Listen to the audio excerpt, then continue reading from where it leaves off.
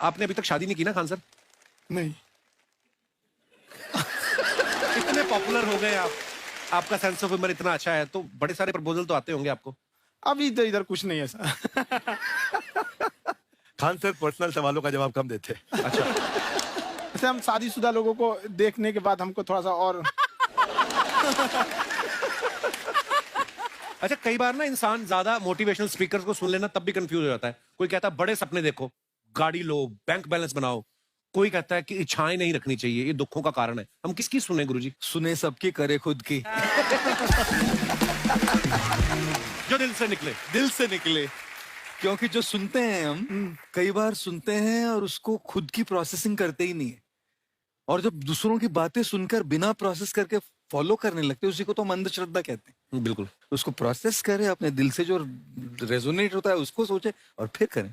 Mummy सुना, मेरी mummy के आगे डॉक्टर फेल है। मम्मी की जो सहेली ऑन द स्पॉट जिसके साथ बैठी है और इनको अगर कोई प्रॉब्लम है, फॉर एग्जाम्पल कोई शुगर की प्रॉब्लम है, तो उन्होंने जो बोल दिया वो अंतिम सत्य है। ले मैनू फलानी कहती है ए खाड़ो तो हो जाता। ये सवाल मैंने आपके लिए पूछा था।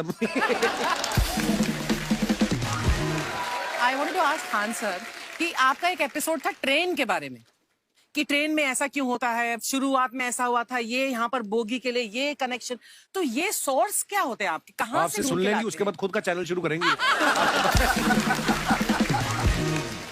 कुछ चीजें तो ऐसे डायरेक्टली मिल सकती हैं और नहीं तो वहाँ ऑन द स्पॉट जाके वहाँ पे पूछ लेते, जो वर्कर होते हैं ना उन लोग को ज्यादा आइडिया रहता है, उन लोग से वो पूछ लेते हैं कि ये कैसे काम करता है, तो ज्यादा कोशिश करते हैं कि हम किसी चीज को खुद से अगर जाने रहेंगे तो ज्यादा अच्छे से डिलीवर कर सकते हैं। तो कई बार वहाँ यार्ड वगैरह में भी चले जाते हैं पता करने के लिए। लेकिन बहुत इंटरेस्टिंग था। हवाई जहाज पर भी बनाइए। आप कहती है तो उस पर भी बना ही देंगे। बहुत शुक्रिया जी। अच्छा सर, कई बार ना माँ बाप भी, जो मैं ये कहूंगा कि उनकी गलती होती है कि अगर बच्चा आपका 4-5 साल का है, आप शुरू से उसके मन में डालना शुरू कर देते हो कि ये तो इंजीनियर बनेगा। हो सकता है बाप इंजीनियर हो, वो चाहता है कि जरूरी तो नहीं है। अब मेरे पिताजी पुलिस में थे जी, मेरे मामा सब आर्मी में थे, मैं अकेला इस फील्ड में निकला है, मुझे ये चीज अट्रैक्ट करती थी। ये कहाँ तक सही है सर? जी मेरे हिसाब से तो बच्चों पे कभी प्रेशर नहीं डालना चाहिए, लेकिन साथ ही साथ हमको ये भी देखना चाहिए कि जैसे एल्बर्ट आइंस्टाइन ने एक बहुत अच्छी बात बताई थी, अगर एक खरगोश हो, एक बंदर हो, एक हिरन हो, एक शेर हो और एक मछली हो, उन सब को आप एक कतार में खड़ा कर दीजिए और उन सब के लिए एक ही टेस्ट हो कि आप पेड़ पे सब लोग कैसे चढ़ पाए। वाकई अब सबको एक टेस्ट कैसे दिया जाए? मछली तो आत्महत्या कर लेगी सोच के कि मैं तो कोई पास ही नहीं होंगी, ये मछली कैसे पेड़ पे चढ़ेगी? राइट। लेकिन कई बार ऐसे हो गया ना कि एजुकेशन सिस्टम ऐसी बन गई कि बस ग्रेड्स हो गए, सब्जेक्ट्स पढ़ने हैं, Right. जो भी किया है और वो भी जरूरी है, लेकिन वो करते करते बच्चों की जो इंटरेस्ट है, बच्चों की जो पैशन है, उसमें उनको एंकरेज करना बहुत ज्यादा जरूरी है। एक पिताजी एक बार अपने बेटे को ऐसा चाटा मारे जोर से, तो पड़ोसी ने पूछा क्यों मार रहे जी? बोला कल रिजल्ट है इसका। कल रिजल्ट? तो बोले रिजल्ट कल है ना साहब, तो आज क्यों मारने? कल बाहर गाँव जा रहा हूँ, कल का काम आज ही निपट के करता।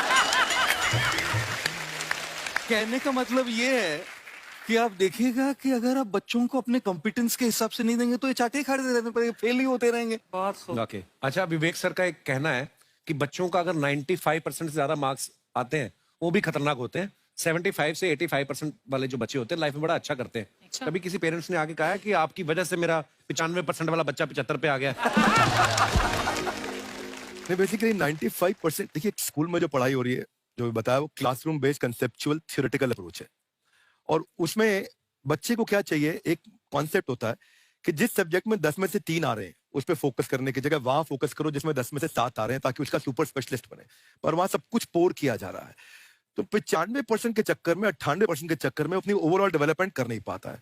और ये पुराने पैटर्न्स के कारण हमारे यहाँ बच्चे डेवलप नहीं हो रहे हैं, और पैटर्न इतने मजबूत हैं। तो मैं ये लोगों को बोलता हूँ कि बच्चे को जो उसको आता है, जो उसको भाता है, जो बाजार चाहता है, जब इनका कॉम्बिनेशन बन जाता है तो बच्चा इतना सफल हो जाता है कि उसके मुकाबले कोई और खड़ा नहीं हो पाता। क्या बात है, बहुत अच्छी बात। मैं देखो, ये पुराने बिलीफ तोड़ने जरूरी है। आप जानते हैं गाय दूध देती है, यस नो? नो, गाय दूध नहीं देती, गाय का दूध निकालना पड़ता है।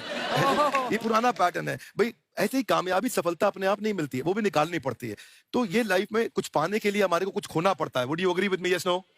नो, कुछ पाने के लिए कुछ करना पड़ता है, खोना नहीं पड़ता है। तो ये हमारे बड़े पुराने पैटर्न है जी, क्योंकि डर के आगे नहीं होती है जीत, डर के आगे दर्द होता है। उसके बाद सीखे तो फिर जीत होती है। पर चक्कर क्या है, हमारे पुराने पैटर्न बड़े सारे बने हुए हैं, और वही पुराने पैटर्न के चक्कर में कि जितनी चादर उतना पैर पसारो। क्यों पसारो? डबल बेड की चादर लाओ, नई चादर लाओ, पैर बाहर निकालो, आगे बढ़ो। So we got to break those patterns. आगे निकलिए, बेटर बिलीव्स डेवलप करिए, आसपास अच्छे लोगों की संगत रखिए, पैटर्न्स को बदलेंगे, चीजें बदलेंगी। जैसे अर्चना जी आप कह रही थी ना कि रेलगाड़ी के ऊपर कैसी वीडियो बनाया खान सर ने, ये एजुकेशन के साथ साथ कोई गंभीर विषय के ऊपर या कोई देश के ऊपर कोई ऐसा कोई मुद्दा, कोई करंट टॉपिक चल रहा है उसके ऊपर भी वीडियो बनाते हैं। Yes, I've seen. अब मैंने सुना है कि आपको कोई धमकी वमकी, किसी हमला भी हुआ आपके ऊपर, हैं? क्या हुआ था वो? बम मार दिया था सर। हैं? आपके घर पे? हाँ, मेरे कोचिंग इंस्टीट्यूट पे 8-10 ठो फेंक दिया सब। क्यों?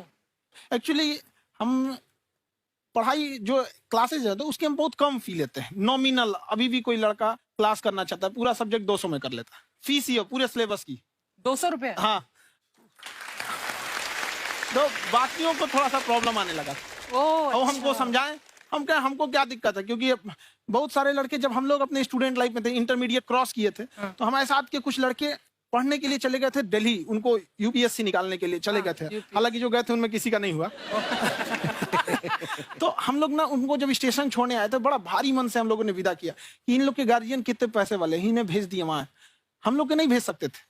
तो ऐसे लाखों स्टूडेंट है जिनके गार्जियन नहीं भेज सकते। इनका मतलब गरीब होना कोई अपराध नहीं है, उसे कोई पढ़ाई से नहीं रोक सकता। बिल्कुल।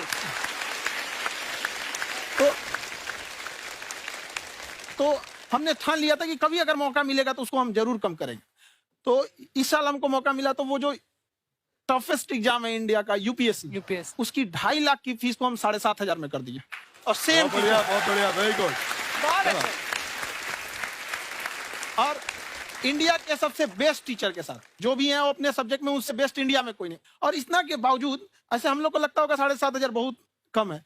एक लड़की ने कहा कि सर शाम वाले बैच को ना मॉर्निंग में कर दीजिए। हम कहे बाबू तो इतना सबके इंडिविजुअल से तो बैच ट्रांसफर नहीं, तो क्या प्रॉब्लम है? उसने कहा ना शाम में हमको दूसरे के यहाँ बर्तन मांजने जाना होता है। तो हम लोग को लगता है कि जितना ये तकलीफ इससे कई गुना ज्यादा है। और कई बार तो ऐसा लगता है कि वो भी ना ले। एक लड़का बेचारा नदी से बालू निकालता था और वो बालू को भरता था, फिर नाव बालू को किनारे लेके बेचती थी और वो बालू भरता था, उससे मेरी फीस ले आया। हमारा हाथ कांप गया, हम कैसे फीस ले लेंगे यहाँ पर। बहुत बढ़िया। उसी दिन हमने ये प्रण लिया था कि भारत का कोई भी बच्चा उसके सफलता में पैसा उसकी बाधा नहीं बनेगी, चाहे उसको जितना भी पढ़ना रहे यहाँ पर। क्या बात। और अर्चना जी, मैं इनके बारे में एक बात, खान सर आपके बारे में मैं एक बात कहना चाहता हूँ। इनका जो स्टार्टअप है ये बूटस्ट्रैप्ड है। अच्छा। मैं साधारण भाषा में बता देता हूँ, ये सेल्फ फंडेड है। इन्होंने अभी तक किसी और से पैसा नहीं लिया है, ये इन्वेस्टर के पैसे से नहीं, इन्होंने खुद इसको बिल्ड किया है। और बल्कि इतना स्ट्रॉन्ग स्टार्टअप है ये कि मैं कहूंगा कि अगर इन्वेस्टर्स को इन्वेस्ट करना हो तो मैं इंडोर्स करता हूँ ऐसे स्टार्टअप्स को। यही सब चीजों को देखते हुए कई लोगों ने धमकी भी दिया था वहां पर। अच्छा। और उसके बाद बम चला दिए और 7-8 बम चला दिए। कुछ ब्लास्ट हुआ, एक बेचारा नया लड़का आया था एडमिशन लेने के लिए, उसकी स्कूटी उड़ा दिया। वो आया था, कहा कि सर हम तो पढ़ने आए थे, हमारा स्कूटी उड़ गया। तो हमारी ऑफिस उड़ा दिया सब। एक तो पास में आके गिरा और नहीं फटा वो।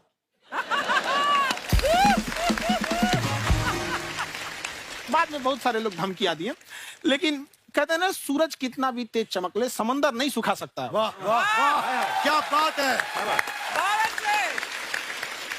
मैम एक्चुअली ये फीस कम करने का एक और रीजन है। 2.5 लाख 3 लाख की जो फीस में सब लोग पढ़ाई अफोर्ड नहीं कर पाते, इसलिए वो कुछ ही लोग अफोर्ड कर पाते हैं, तो उनका मेंटल लेवल तो बहुत ऊपर चला जाता है। लेकिन एक पूरे देश का मेंटल लेवल थोड़ा सा स्टेबल नहीं हो पाता। तो जब फीस कम रहेगी तो हर वो लड़का तैयारी करने के लिए आगे आएगा जिसका सपना है देश के लिए कुछ करने का। सीटें लिमिटेड हैं, उन्हें को मिलेगी, लेकिन जिन्हें नहीं मिलेगी उसे मिलेगा देश का एक जिम्मेदार नागरिक। तो इस देश को बदलना। हम लोग विश्व गुरु कहे जाते थे, क्यों? क्योंकि दुनिया से लोग हमारे यहाँ पढ़ने आए थे। चाइना से हैंसांग आया, फाहियान आया, आज कोई नहीं आता है। हम लोग का उद्देश्य एक समय आएगा जो फिर आएंगे यहाँ पढ़ने के लिए। क्या बात है। पर आप देखो अर्चना जी, सबसे ज्यादा आईपीएस आईएएस बिहार से निकलते हैं। आप देखो पढ़ाई लिखाई में पॉलिटिशियन बहुत बड़े बड़े निकले हैं। तो ऐसा नहीं है, हर जगह ऑप्शन भी नहीं है वहाँ पे, इंडस्ट्री नहीं है, खेती करेगा तो कोई खास वो नहीं रहे, ऑप्शन भी नहीं है। सही बात है। बिहार की मिट्टी में एक चीज है, जिद तो बहुत जबरदस्त है। कुछ भी नहीं रहेगा तो सब कुछ पाने का उसको जिद रहेगा, करके भी दिखा देगा। कर देंगे हम आपको। विवेक सर, आपके बारे में हमने सुना एक बार आप संन्यास लेने चले गए थे। कौन वापस लेके आया आपको? फिर कहाँ तक पहुंच गए थे आप? नहीं, मैं एमबीए की पढ़ाई के बाद मैं ये सोचा था कि अपना जीवन भगवान की सेवा में समर्पित कर दूं। अच्छा। बहुत साल मैं वृंदावन में रहा था और गुरुकुल में रहा था। अच्छा। और वहाँ सेवा करना, बहुत अच्छी शिक्षा मिली। मैं बोलता हूँ मेरी असली एमबीए वही थी, मोस्ट ब्यूटीफुल एसोसिएशन। वाह। और मैं वहाँ भगवत गीता पढ़ी, जहाँ मुझे गीता से लगाव हुआ। तो मेरे गुरुजी का आदेश था कि आप भगवत गीता को बिजनेस मैनेजमेंट के साथ जोड़ के देश दुनिया में बताओ। मेरे को लगा बड़ा मुश्किल काम है। मैंने बाद में देखा कि डॉक्टर स्टीफन कॉवी, जिनकी किताब है 7 habits of highly effective people, आप सबने पढ़ी होगी, उन्होंने बोला मैंने 7 हैबिट भगवत गीता से ली है। और हमारे देश के लोग ऐसे हैं जो मेरी किताब पढ़ते हैं, जो कि 3.5 मिलियन कॉपीज बिक चुकी हैं, और भारत में भगवत गीता नहीं पढ़ते। तो मुझे लगा कि मैं गीता विद मैनेजमेंट के ऊपर आकर के बातचीत करूं। मुझे लगा बहुत कठिन होगा, पर मेरे गुरुजी का आदेश था कि कठिनाई आपको तभी तक दिखेगी जब कठिनाई को देखोगे। तो एक छोटा उन्होंने मुझे बताया, पूछा कि इस कमरे में लाल रंग कितनी जगह है, देखो आप भी एक बार जरा देख के बताओ। तो 7-8 जगह लाल रंग दिख रहा है यहाँ पे आपको। 1 ये 2, वो लाल रंग टी शर्ट पे 3 4 5, ये लाल हो गया 6, उधर लाल हो गया 7, एप्पल लाल, बिल्कुल ठीक 7। पर जब आप लाल रंग ढूंढ रहे थे तो क्या आपको हरा रंग दिख रहा था? Yes no. नहीं। जब आप लाल रंग ढूंढ रहे थे तो क्या आपको काला रंग दिख रहा था? Yes no. नहीं। नो। जिंदगी भी ऐसी है, जो क्या बात? ढूंढोगे वही मिलेगा, बाकी कुछ नहीं मिलेगा। तो उन्होंने कहा कि आप इसी सोल्यूशन पे फोकस करो और गीता के मैसेज को पहुंचाओ। तो मैं बिजनेस मैनेजमेंट के प्रोग्राम्स कॉर्पोरेट्स में करने शुरू किए, क्योंकि गीता पहला मोटिवेशनल सेमिनार जो पृथ्वी के इतिहास में कपिल जी हुआ, वो कृष्ण ने दिया था। वाह। पहले मोटिवेशनल स्पीकर इस पृथ्वी के इतिहास के कृष्ण थे, जिन्होंने अर्जुन को रणभूमि में मोटिवेट किया था। बड़ी पेशेंस कृष्ण ने अपने लीडरशिप क्वालिटी से दिखाई। वो मुझसे मुझे बड़ा इंस्पायर किया, वो चर्चा ने इंस्पायर किया, और डिस्कशन ने इंस्पायर किया। तो उस डिस्कशन को मैं आज भी लेके चलता हूँ अपने क्या साथ। बात। खाकर हमने सुना है आप 5 स्टार में रुके थे कल, और नीचे जाके वड़ा पाव खाने गए आप रेहड़ी पे। एक्चुअली क्या है ना कि वहां जो चीजें सीखने को मिलती है ना, खाली पेट और खाली जेब इंसान को जो सिखाते हैं वो किसी यूनिवर्सिटी कॉलेज में नहीं क्या सिखाया बात। जाता। और गरीबी बड़ा बेशरम चीज होती है। तो कहते हैं कि मौत भी तू जल्दी आया कर गरीब के घर में। कफन का पैसा भी खर्च होता है दवाइयां खरीदते खरीदते। हाय हाय हाय, क्या बात है। और खान सर की खासियत ये है कि जिसको तो पढ़ना है, जिसको एजुकेशन चाहिए, वो तो इनका वीडियो देखते हैं। लेकिन वैसे भी कई लोग, जैसे अर्चना जी बात करी थी, कहती मैंने जब देखना शुरू किया तो मैंने बैक टू बैक इतने सारे वीडियोस देखे, क्योंकि आपका जो तरीका जो बोलने में, एक तो इनकी जो टोन है पढ़ाने में, और साथ साथ में जो ह्यूमर आता रहता है, तो उसकी वजह से और भी इंटरेस्टिंग हो जाते हैं आपके वीडियो। शुरुआत में हम लोग जब स्टूडेंट लाइफ में थे, या हम कई स्टूडेंट को भी देखते हैं, वो बेचारे जब थक जाते हैं तो आपका शो देखने लगते हैं। तो शुरू में हमको लगता था जब कि अरे यार हमारी पढ़ाई उसके लिए है, लेकिन पढ़ाई में थक जाता है, शो देख के नहीं थक जाता है। तो हमने सोचा दोनों को मिक्स कर देते हैं। तो हमने उसको, और आज आपको पता नहीं हमने भी यही किया है। मिक्स करने। हमारे एजुकेशन सिस्टम में 2 कमी है, एक एजुकेशन की, दूसरा सिस्टम की।